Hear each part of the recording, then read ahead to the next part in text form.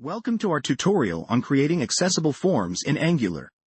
We begin by importing our necessary modules.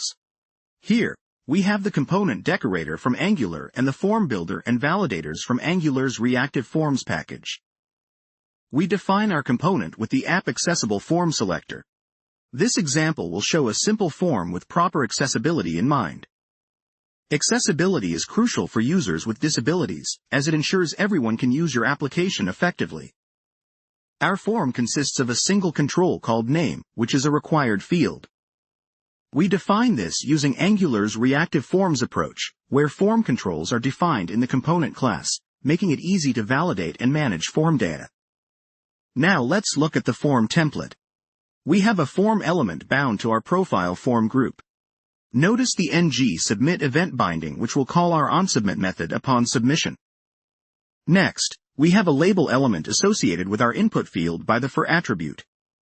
This is essential for screen readers to provide a descriptive label for the input field. Here's our input field. We bind this text input to the name control in our form group.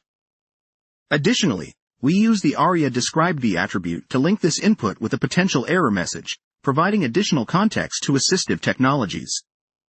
Notice this span element with an id of name error. It becomes visible only if the name field has been touched and is invalid. By using the aria describedv from our input field, screen readers can announce this error as soon as it arises.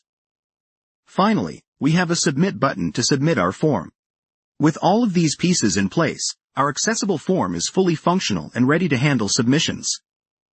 Back in our component class, we have our FormBuilder injected and an onSubmit method stubbed out. This is where you'd handle form submission, like sending data to a server. Remember to validate the form data and handle any accessibility concerns like announcing submission status to the user.